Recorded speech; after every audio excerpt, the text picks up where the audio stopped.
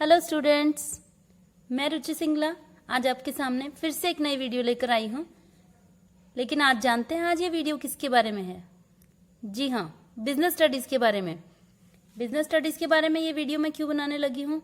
क्योंकि बहुत सारे स्टूडेंट्स की डिमांड आई कि मैम प्लीज़ बिजनेस स्टडीज़ भी पढ़ा दीजिए। तो मैंने भी सोचा कि चलो स्टार्ट करते हैं। तो देखिए, बिजनेस स्टडीज़ में सबसे पहला टॉपिक हमारा आता है मैनेजमेंट का। मैंने लिखा इसका topic management, nature and its significance, यानी कि प्रबंध क्या है, इसकी प्रकृति क्या है, इसके महत्व क्या है। अभी आपको सुनने में बड़ा लग रहा होगा कि पता नहीं क्या होता है प्रबंध, इसकी नेचर, प्रकृति, महत्व क्या चीज़ होती है। तो मैं कोशिश करूंगी कि आपको बहुत ही सिंपल लैंग्वेज में आपको बात समझाने की, बहुत सिंपल एग्जाम्पल्स के साथ बात समझाने की। आई होप कि ये वीडियो सुनने के बाद आप फिर कभी ये नहीं कहेंगे कि आपको मैनेजमेंट का मतलब नहीं पता, उसकी नेचर नहीं पता या उसका सिग्निफिकेंस नहीं पता। तो चलिए स्टार्ट करते हैं वीडियो। देखिए, मैनेजमेंट का मतलब समझाने के लिए, मैनेजमेंट को हिंदी में बोलते हैं प्रबंध। तो इसका मतलब समझाने के लिए मैंने आपके सामने ये सिंपल सी एक लाइन लिखी है, हिंदी में भी और इंग्लिश में भी। मैंने लिखा है the art of getting thing done through others. Hindi में लिखा है दूसरों से काम करवाने की कला ही प्रबंध कहलाती है। अब दूसरों से काम करवाने का क्या मतलब है? देखिए, कई बार ऐसा होता है कि एक काम है, बहुत बड़ा काम है, उस काम को पूरा करना अकेले किसी एक पर्सन के बस का नहीं होता। ये पॉसिबल ही नहीं होता कि वो अकेला उस काम को कर ले। तो उसे एक ग्रुप की जरूरत पड़ती है, कुछ लोगों की जरूरत पड़ती है। तो अब उस पर्सन को उन लोगों से, उस ग्रुप से काम करवाना है। तो हम एक सिंपल भाषा में समझ लेते हैं कि प्रबंधक यानी मैनेजर कौन होता है। देखिए, आप ध्यान से सुनिए कि एक पर्सन है, मान लेते हैं कि उसने काम करवाना है, वो है मिस्टर ए। और यहां पर इसका एक बहुत बड़ा ग्रुप है जिसमें बी, सी, डी, ई, एफ, जी, जेड तक बहुत सारे लोग हैं जिनसे उसने काम करवाना है। तो यहां पर जिसने काम करवाना है वो कौन हुआ? मैनेजर। और जिन्होंने काम करना है वो कौन हुए? वर्कर। आप मेरी हर एक बात को बड़े ध्यान से समझते जाइए। जिसने काम करवाना है वो है मैनेजर और जिसने काम करना है वो है वर्कर। देखिए, यहां पर ये वाली लाइन आपको समझ में आएगी कि दूसरों से काम करवाने की कला ही प्रबंध कहलाती है। तो इसमें मिस्टर ए ने इन सबसे काम करवाना है, तो मिस्टर ए हुआ मैनेजर। इन सब ने काम करना है तो ये हुए वर्कर। तो अब शायद आपको बात समझ में आए कि मैनेजर कौन है? दूसरों से काम करवाने वाला पर्सन मैनेजर है। अब हम बात करते हैं कि काम दूसरों से करवाना क्यों पड़ता है। देखिए, मैंने अभी आपको थोड़ी देर पहले बताया था कि जब काम इतना बड़ा हो जाए कि पॉसिबल ही ना हो कि एक पर्सन अकेला उसे कर सके, तो हमें ग्रुप की जरूरत पड़ती है। और जब ग्रुप की जरूरत पड़ेगी तो मैनेजमेंट की जरूरत भी पड़ेगी। हम इसको और क्लियर कर लेते हैं एक छोटे से एग्जाम्पल के साथ। मान लेते हैं कि जैसे सपोज कि मुझे ये वीडियो बनानी थी, तो इसके लिए मुझे एक पेन चाहिए था, एक कागज चाहिए था। तो वो पेन और कागज मैंने खुद उठ के ले लिया। तो यहां पर कौन हुआ मैनेजर और कौन हुआ वर्कर? सोचिए, यहां पर मैं ही मैनेजर हूं और मैं ही वर्कर हूं, क्योंकि सोचा भी मैंने और किया भी मैंने खुद।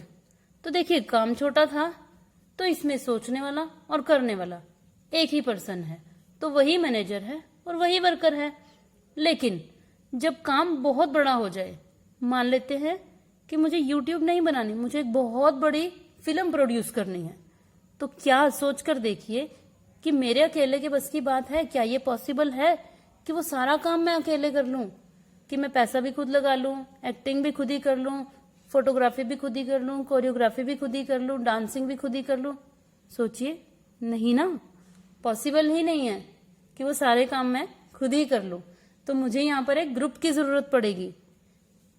मुझे वो उस ग्रुप से जो काम करवाना है, तो मैं हुई मैनेजर और मेरे वो ग्रुप में जो लोग हैं वो कौन हुए? वर्कर्स हुए। आपको मेरी बात समझ में आ रही है? देखिए, मैं आपको एक दूसरा एग्जाम्पल भी देती हूँ जिससे आपको और बात क्लियर हो जाएगी। देखिए, आप एक स्कूल के स्टूडेंट हैं, तो मैं आपको एक स्कूल का ही एग्जाम्पल देती हूँ। मैं मान लेती हूँ कि सपोज कीजिए कि मिस्टर ए किसी एक स्कूल के प्रिंसिपल हैं and that person is very much intelligent, वो बंदा बहुत ही इंटेलिजेंट है कि वो इतने काबिल हैं कि वो English, Hindi, maths, accounts, business studies, science, physics, chemistry सब कुछ जानते हैं, सब सब्जेक्ट्स की उनको नॉलेज है, वो इतने इंटेलिजेंट है। अब वो एक स्कूल चलाना चाहते हैं। अब स्कूल में जब क्लासेस लगेंगी तो सभी क्लासेस एक साथ ही लगेंगी। रूम नंबर 1 में एक क्लास लग रही, 2 में, 3 में, 4 में, सभी में सारी क्लासेस लग रही होंगी। तो क्या अकेले मिस्टर ए के बस की बात है? क्या उनके लिए ये पॉसिबल है कि वो सारी क्लासेस में जाके साइमल्टेनियसली एक साथ सभी को पढ़ा देंगे? बेशक उन्हें वो सारे सब्जेक्ट्स आते हैं, लेकिन क्या पॉसिबल है उनके लिए कि वो एक ही साथ सारे काम कर देंगे? सोचिए, नहीं है ना पॉसिबल। तो यहां हमें जरूरत पड़ेगी एक ग्रुप की, जिस ग्रुप से उन्होंने काम करवाना है। अब यहां पे एक थोड़ी सी बात सोचने वाली आती है, आप मुझे सोचिए और नीचे कमेंट बॉक्स में जरूर इसका जवाब दीजिए। सोचकर बताना कि क्या दूसरे से काम करवाना आसान है या दूसरे के अंडर काम करना आसान है? सोचकर जवाब देना मुझे।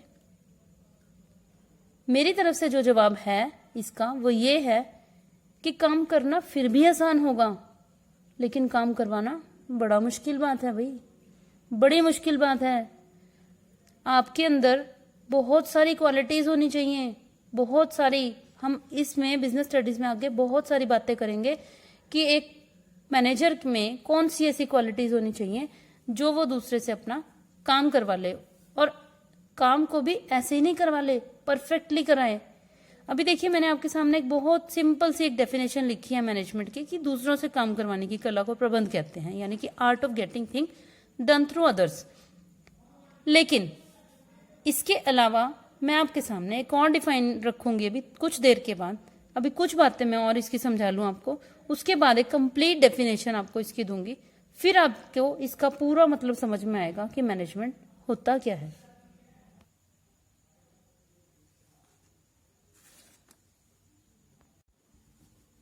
देखिए, मैंने लिखा मैनेजमेंट के लिए कि it is a process. Process क्या होता है? हिंदी में बोलते हैं यह एक प्रक्रिया है। अब प्रक्रिया में और एक क्रिया में आपको पहले फर्क पता होना चाहिए। देखिए, क्रिया होती है कोई भी एक काम हमने करा और वो हो गया, लेकिन प्रक्रिया का क्या मतलब होता है कि जिस एक काम को पूरा करने के लिए हमें बहुत सारी क्रियाएं करनी पड़ती हैं। जैसे मैं एक एग्जांपल आपको देती हूं कि जैसे चाय बनाना, चाय बनाना एक क्रिया है या प्रक्रिया है? यस, प्रक्रिया है, क्योंकि चाय बनाने के लिए हमें बहुत सारी एक्टिविटीज करनी पड़ती हैं। अब उम्मीद करती हूँ कि आपको चाय बनाकर तो मैं नहीं दिखाऊंगी, लेकिन आपको इतना समझ में आएगा कि चाय बनाने के लिए आपको पहले पानी लेना पड़ेगा, उसके बाद उसको उबलने देना पड़ेगा, उसमें चाय की पत्ती डालनी पड़ेगी। मतलब आपको समझ में आया कि प्रोसेस क्या होता है, कि बहुत सारी एक्टिविटीज आपको करनी पड़ती हैं किसी एक एक्टिविटी को, किसी एक प्रोसेस को पूरा करने के लिए। और मैनेजमेंट भी एक प्रोसेस ही है। इसमें कौन कौन सी एक्टिविटीज करनी पड़ेंगी? देखिए, मैंने यहाँ लिखा है नंबर 1 पे प्लानिंग करनी पड़ेगी, नंबर 2 पे ऑर्गेनाइजिंग, तीसरे नंबर पे स्टाफिंग, फिर डायरेक्टिंग, फिर कंट्रोलिंग। आपको इनके नाम देखकर डरने की जरूरत नहीं है कि ये पता नहीं क्या बता दिया है। मैं आपको बताती हूँ। इसके लिए आपके पास अलग अलग चैप्टर्स आएंगे, उन सभी चैप्टर्स में इनसे रिलेटेड पूरी डिटेल्स आएंगी, जिसके बाद आप कभी ये नहीं कहेंगे कि हमें ये नहीं पता या वो नहीं पता। तो सुनिए, पहले आप मुझे ये बताइए कि जैसे सपोज मैंने ये स्टेयर्स में बनाया है, तो आपके घर में भी सीढ़ियां होंगी, तो क्या सीढ़ियां चढ़ते हुए क्या कभी आप पहले तीसरी सीढ़ी पे, कभी 5वीं पे, कभी पहली पे, कभी इस तरह से अगर आप उल्टे सीधे कदम चलेंगे तो क्या सक्सेसफुली आप ऊपर पहुंच सकते हैं? नहीं ना। इसी तरीके से एक प्रोसेस को पूरा करने के लिए जो स्टेयर्स इसकी बनाई गई हैं उसको भी सीरियल ऑर्डर में ही चढ़ना पड़ता है। आप ऐसा नहीं हो सकता कि पहले 4th नंबर की स्टेप पर डायरेक्टिंग कर लेंगे, फिर प्लानिंग कर लेंगे, फिर स्टाफिंग या कंट्रोलिंग कर लेंगे। नहीं, इसे सीरियल ऑर्डर में ही करना पड़ेगा। तो ये नाम आपको सीरियल ऑर्डर में याद रखने पड़ेंगे। तो इसके लिए भी आपको टेंशन लेने की जरूरत नहीं। ये मैंने लिखा POSDC, POSDC। एक बार आप ये नाम याद रख लीजिए, बार बार यूज होगा, आपके दिमाग में अपना आप ही फिट हो जाएगा। तो यहां पर आप एक स्क्रीनशॉट लेके अपने पास ये सब नोट कर सकते हैं। तो चलिए, P से हो गया प्लानिंग, इसे हिंदी में बोलते हैं नियोजन। O से ऑर्गेनाइजिंग, इसे हिंदी में बोलते हैं संगठन। स्टाफिंग नियुक्तिकरण, 4th नंबर पे डायरेक्टिंग निर्देशन, 5th नंबर पे कंट्रोलिंग यानी कि नियंत्रण। तो ये फर्स्ट स्टेप में इसकी आई, ये एक प्रोसेस है। ये सब बातें मैं आपको क्यों बता रही हूँ कि जैसे मैंने भी आपको बताया कि मैं आपको इसकी प्रॉपर एक डिफाइन समझाने के लिए, जिसमें मैनेजमेंट का कंप्लीट मीनिंग आपको समझ में आ जाएगा, उस डिफाइन के बेस पर ही आप कंप्लीट चैप्टर भी लिख सकते हैं। मतलब चैप्टर का पूरा नाम क्या है? मैनेजमेंट। इसकी नेचर यानी कि इसके फीचर्स, और इसकी सिग्निफिकेंस मतलब इसका महत्व, इसकी इंपॉर्टेंस। आप उस एक डेफिनेशन के बेस पर काफी कुछ बता सकते हैं। तो उस डेफिनेशन तक पहुंचने के लिए पहले हमें ये बातें समझनी पड़ेंगी। एक तो वो जो मैंने आपको अभी पहले बताया था कि मैनेजमेंट दूसरों से काम करवाने की कला है। दूसरा ये कि ये एक प्रोसेस है। इसके बाद सिर्फ दो बातें और समझ लेते हैं, फिर हम डिफाइन पर चलते हैं। देखिए, हम दूसरे से काम तो करवा लें, लेकिन अगर उसने वेस्टेज कर दी तो सब कुछ बर्बाद हो जाएगा। वेस्टेज किस चीज की? देखिए, यहां मैंने 2 हिस्सों में इसे डिवाइड कर दिया है ताकि आपको बहुत ही इजीली लर्न हो जाए। देखिए, वो वेस्टेज टाइम की कर सकता है, या मनी की, मटेरियल की, मशीन की, लेबर की, बहुत सारी चीजों की वेस्टेज हो सकती है। लेकिन एक मैनेजर का क्या रोल होता है, एक गुड मैनेजर का क्या रोल होता है कि वो वेस्टेज ना होने दे। यहां मैंने लिखा है नो वेस्टेज। किस चीज की? ऑफ टाइम और of money, material, machine etcetera. मतलब कि वो काम इस ढंग से कराए कि मिनट का 1 सेकंड भी वेस्ट ना हो, और पैसे में, रुपयों का 1 पैसा भी वेस्ट ना हो, मटेरियल का 1 तिनका भी वेस्ट ना हो। तो देखिए, इसको कि नो वेस्टेज ऑफ टाइम को इफेक्टिवनेस बोला जाता है, प्रभावशीलता बोला जाता है। कि अगर किसी पर्सन ने कोई काम किया और प्रॉपर पूरे टाइम में काम किया तो इसे कहेंगे हम कि वो उसने काम बड़ा इफेक्टिवली किया है। और दूसरा कि अगर उसने पैसे की भी कोई वेस्टेज नहीं की, मटेरियल की भी कोई वेस्टेज नहीं की, कम से कम कॉस्ट में काम किया है, तो हम उसे कहेंगे कि उसने एफिशिएंटली काम किया है। तो मैनेजमेंट के लिए ये नहीं बोला जाएगा कि उसको काम प्रभावशील कराना है या कुशल कराना है। उसे जब काम कराना है तो इसमें ये दोनों ही गुण होने चाहिए। हम एक एग्जाम्पल से समझ लेते हैं। हम एक एग्जाम्पल लेते हैं बुटीक का। बुटीक आप जानते हैं क्या होती है? जहां से आप अपने कपड़े सिलवाते हैं। तो वो पर्सन ने अपना बुटीक का काम चलाने के लिए आगे 4-5 टेलर्स को रखा हुआ है। अब उसके पास ऑर्डर आया कि उसने 50 सूट बनाने हैं। तो उसने अपने टेलर्स को बताया कि उसने ये सब काम करना है। तो ये 50 सूट सिलने के लिए उनके पास 5 दिन का टाइम है। तो उन्होंने वो 5 दिन के अंदर अंदर वो सूट सिल के रख दिए। तो क्या आप कहेंगे उसका काम इफेक्टिव है? यस, उन्होंने बड़ा इफेक्टिवली काम किया क्योंकि विद इन टाइम लिमिट उन्होंने काम पूरा कर दिया। लेकिन उनसे एक गलती हो गई कि उन्होंने कपड़ा बहुत वेस्ट किया, इतना वेस्ट किया कि वो कपड़ा यूजफुल ही नहीं रहा। जो कपड़ा बचा वो यूजफुल ही नहीं रहा। उस स्थान में से और भी कुछ यूजफुल बन सकता था, लेकिन उन्होंने जल्दबाजी के चक्कर में कपड़ा बहुत वेस्ट किया। तो आप यहाँ क्या कहेंगे कि क्या मैनेजमेंट ढंग से हुई है? नहीं। देखिए, उसमें एक क्वालिटी तो आई कि वो इफेक्टिव तो है लेकिन एफिशिएंट नहीं है। एफिशिएंट कैसे होता? कि उसमें मनी की, मटेरियल की कोई वेस्टेज ना होती। अब दूसरी तरफ एक और एग्जांपल ले लेते हैं कि मान लेते हैं कि उन टेलर्स ने काम किया और कपड़ा बचाने के चक्कर में उन्होंने 5 की जगह 12 दिन लगा दिए काम को पूरा करने में। अब क्या बात करेंगे? उनका काम एफिशिएंट तो है, यस है, लेकिन इफेक्टिव नहीं है। तो इफेक्टिव नहीं होगा तो वो ऑर्डर कैंसिल हो जाएगा, नुकसान हो जाएगा। अच्छा, अगर एफिशिएंट नहीं होगा तो वैसे नुकसान हो जाएगा।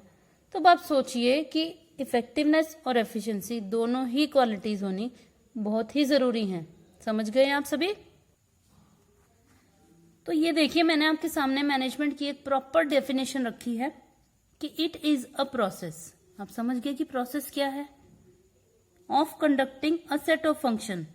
एक सेट ऑफ फंक्शंस को पूरा करने का एक प्रोसेस है। सेट ऑफ फंक्शंस क्या? वही POSDC, planning, organising, staffing, directing and controlling. किस लिए किया जाता है ये सब? To get the work done, काम को पूरा कराने के लिए। ऐसे ही पूरा कराने के लिए नहीं, आगे भी लिखा है in an efficient and effective way. उसको कुशल ढंग से और प्रभावशील ढंग से पूरा करने के लिए। तो ये है वो परफेक्ट डेफिनेशन जिसे पढ़ने के बाद आप कह सकते हैं कि मैनेजमेंट का मतलब आपको बहुत अच्छे से आ गया है।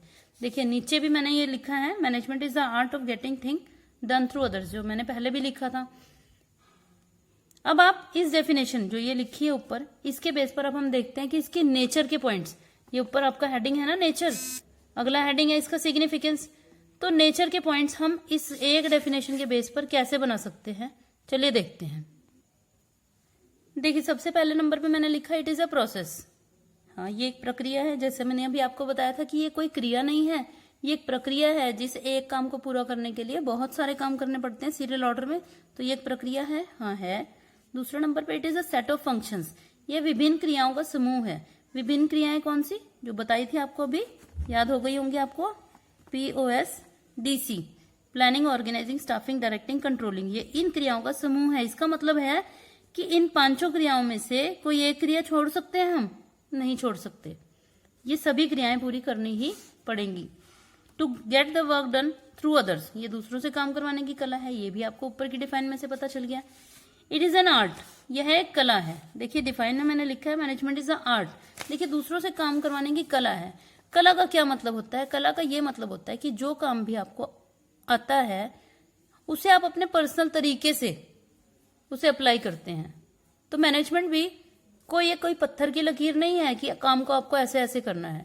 ये हर एक मैनेजर के ऊपर डिपेंड करता है कि वो अपनी क्वालिटीज को कैसे यूज करता है, कैसे दूसरों से काम करवाता है। ये पर्सन टू पर्सन डिपेंड करता है, इसलिए ये क्रिया है। फिर 5th नंबर पे लिखा ग्रुप एक्टिविटी, सामूहिक क्रिया। इसका क्या मतलब है,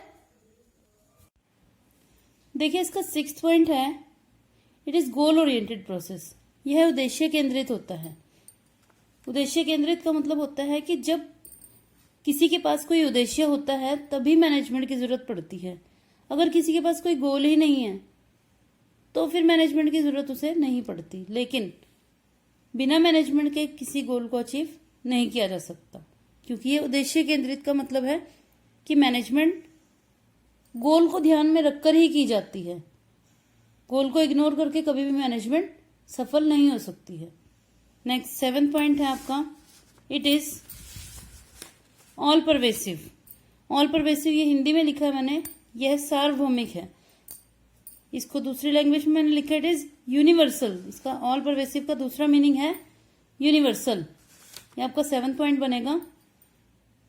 सार्वभौमिक का मतलब क्या होता है कि जैसे एक ईश्वर होता है वो सब जगह विद्यमान होता है, ऐसे ही मैनेजमेंट को भी यूनिवर्सल बोला जाता है, सार्वभौमिक।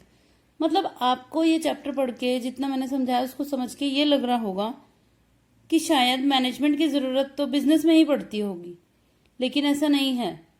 चाहे आपकी कोई बिजनेस एक्टिविटी हो चाहे नॉन बिजनेस एक्टिविटी हो, मतलब अगर कोई एक लेडी हाउसवाइफ भी है तो भी उसे मैनेजमेंट करनी आनी चाहिए। तो इसका ये मतलब है कि चाहे आपकी बिजनेस एक्टिविटी, चाहे नॉन बिजनेस एक्टिविटी, चाहे कोई स्पोर्ट्स है, चाहे कोई भी आपने कोई भी फंक्शन ऑर्गेनाइज करना है, हर जगह मैनेजमेंट की जरूरत पड़ती है। 8th पॉइंट है इट इज इंटेंजिबल फोर्स, यह एक अदृश्य शक्ति है। अदृश्य शक्ति का क्या मतलब है कि इसे सिर्फ महसूस किया जा सकता है, इसे छुआ नहीं जा सकता। इसका क्या मतलब हुआ कि अगर कोई ऑर्गेनाइजेशन, बिजनेस ऑर्गेनाइजेशन अगर लगातार अच्छे प्रॉफिट्स कमा रही है तो उसमें यह महसूस किया जा सकता है कि इसकी मैनेजमेंट जरूर बहुत अच्छी होगी। तो इसका यह मतलब है इसे महसूस किया जा सकता है। अभी आपका लास्ट टॉपिक बचा है सिग्निफिकेंस और इंपॉर्टेंस ऑफ मैनेजमेंट। मतलब अगर आपसे सिग्निफिकेंस पूछी जाए या इंपॉर्टेंस पूछी जाए मैनेजमेंट की, एक ही बात है। इस क्वेश्चन को इस तरह से भी पूछा जा सकता है कि anything minus management is equal to 0। देखिए मैनेजमेंट की सबसे बड़ी ही इंपॉर्टेंस इसी अकेली लाइन से पता चल रही है कि अगर किसी भी चीज में से कुछ और माइनस करने की जरूरत नहीं है, मैनेजमेंट को ही माइनस कर दें तो कुछ भी शेष नहीं बचेगा, 0 बचेगा। मतलब जो कुछ भी होता है वो सब कुछ ही मैनेजमेंट है। मतलब शुरू से लेकर लास्ट तक की जो भी एक्टिविटीज की जाती है वो सब कुछ ही मैनेजमेंट है। अगर उसी को माइनस कर दिया जाए तो आप खुद ही सोचिए, 0 ही तो बचेगा। तो अगर आपसे क्वेश्चन पूछा जाए कि मैनेजमेंट की इंपॉर्टेंस क्या है, तो ये देखिए मैंने ऊपर आपको जो पॉइंट्स बताए थे, मैंने इसमें स्टार लगाया था कि ये गोल ओरिएंटेड प्रोसेस है, इस पे स्टार लगाया था। और ये ऑल परवेसिव, यह सार्वभौमिक क्रिया है, इस पे स्टार लगाया था। तो ये 2 पॉइंट्स आपके ये 2 पॉइंट्स आपके इसकी इम्पोर्टेंस के बनते हैं। और इसके अलावा आपके इम्पोर्टेंस के पॉइंट हैं, देखिए इट इंक्रीजेज एफिशिएंसी, ये कुशलता को बढ़ाता है। ये कुशलता को कैसे बढ़ाता है कि जब एक पर्सन एक एफिशिएंट मैनेजर के अंडर काम करता है तो उसकी कार्य कुशलता लगातार लगातार बढ़ती चली जाती है, तो मैनेजमेंट से कुशलता बढ़ती है। Second point, it is helpful in development of society. देखिए सोसाइटी की डेवलपमेंट कैसे पॉसिबल है कि एक सोसाइटी ही सभी पर्सन से मिलाकर बनी है, उसी सोसाइटी में से वर्कर्स भी आ रहे हैं, उसी में से मैनेजर्स भी आ रहे हैं, तो उसी में प्रोडक्ट भी बन के जा रहे हैं अच्छे, तो ऑब्वियसली बात है कि सोसाइटी की डेवलपमेंट तो 100% होगी ही होगी। उसके बाद इट प्रोवाइड्स इफेक्टिवनेस, ये एफिशिएंसी और इफेक्टिवनेस वाले पॉइंट्स मैं आपको पहले ही बता चुकी हूँ। लास्ट है it works in dynamic environment, ये बदलते वातावरण में कार्य करता है। देखिए लाइफ कभी भी एक जैसी नहीं रह सकती, ये बदलती रहती है, एनवायरनमेंट हमेशा हमेशा बदलता रहता है। अब आप खुद ही देख लीजिए कि जो आजकल चल रहा है, कोरोना इफेक्ट जो चल रहा है, इसकी वजह से एनवायरनमेंट कितना बदल चुका है। जो चीज पहले वर्क कर रही थी अब वो वर्क नहीं कर रही है, और हो सकता है जो पहले नहीं वर्क कर रही थी अब वो वर्क कर रही हो। तो देखिए जो मैनेजमेंट होती है वो बदलते हुए एनवायरनमेंट में 100% काम करती है, अगर आपकी मैनेजमेंट अच्छी है तो ये मैंने आपको मैनेजमेंट की इंपॉर्टेंस के पॉइंट्स बताए। आप अपने दिमाग से और भी पॉइंट्स बना सकते हैं। आप ये सब समझने के बाद इसको बुक में से भी रीड कीजिए ताकि आपको और इसकी एक्सप्लेनेशन करने में आपकी मदद हो जाए। तो उम्मीद करती हूँ आज आपको मेरी वीडियो पसंद आई होगी। तो कमेंट बॉक्स में कमेंट्स जरूर लिखिए। And thanks for watching my video and keep subscribing. Thank you.